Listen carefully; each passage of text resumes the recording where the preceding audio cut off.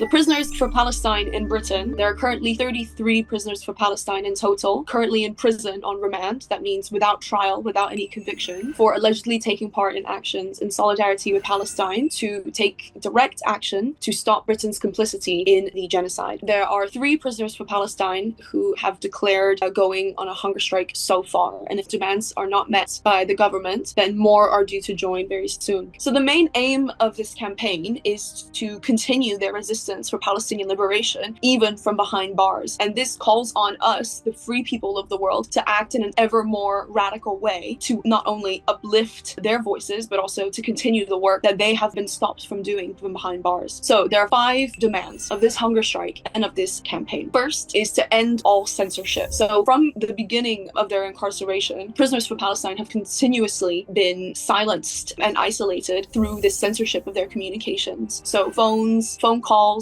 letters, visits are often blocked without reason or citing unjustified security concerns. And so the first demand is to call to an end to that, to allow, freedom of expression, which is a fundamental human right, and to stop the unjustified blocking of their communications. The second is immediate bail. All 33 prisoners for Palestine have been held on remand. That means without conviction, without trial. Remand is meant to be an exceptional case where bail conditions cannot manage the accused offender, and if the defendants are considered such a threat to public safety that they cannot be out in the community. And this is simply not the case for any of the prisoners. It's also important to note that in Britain, the custody time limit for remand is 6 months, 182 days. That is the longest time anyone is meant to be held on remand. And yet we are seeing some prisoners for Palestine have already been held for over a year on remand. So this government is breaking their own rules. So the second demand is immediate bail. Third is to release the documents. We call this right to a fair trial. We have very limited information, granted only from freedom of information requests, that Israeli and British state officials have been meeting behind closed doors and colluding on Palestine activism cases. And in order for all prisoners for Palestine to have a fair trial, they need to have these documents out and unredacted in order to appropriately defend their cases. Next is to deprescribe Palestine action and drop the terrorism charges and terrorism links. Direct action is not terrorism. So we call on the Home Office to deprescribe Palestine action. There's going to be a judicial review on this decision later this month, which we are highly anticipating. And this prescription, we know, already has its stance, will continue to massively prejudice these cases. And many of them are charged with common criminal offenses, such as criminal damage, which is not terrorism by any means. So we call on the government to drop any terrorism charges and links related to their cases. And lastly, the most important demand is to shut Elbit down. Many of them are incarcerated for taking action against Elbit Systems, Israel's largest weapons manufacturer, which unfortunately operates across Britain and implicates Britain in war crimes in Gaza. The prisoners call on the free people of the world to shut Elbit down, and they call on the government to kick Elbit out of Britain and to specifically not go ahead with the upcoming £2 billion contract, which may go to Elbit Systems and Serco, amongst other companies, to train British soldiers. The government has responded to the prisoners for Palestine's actions for the first time ever by applying terrorism charges onto protest action. And we understand this as real intimidation from the government. They've had to take such an extreme step as an attempt to try and squander the people's actions against Elbit Systems because it is effective, because direct action in the past has shut down weapons factories from operating in Britain, and that UK government had to escalate to this level in an attempt to stop these actions. Since being in prison, prisoners for Palestine have also faced a very unique repression. They have been transferred very far away to prisons very far away from their support networks and their loved ones. They've, like I said, consistently had communications be censored and blocked. Some have been assaulted and strip searched and beaten by prison guards. Some have been targeted for their religion, especially Muslim prisoners. The treatment that they've faced in prison has been absolutely abhorrent. Unfortunately, since the hunger strike has begun, this has been no different.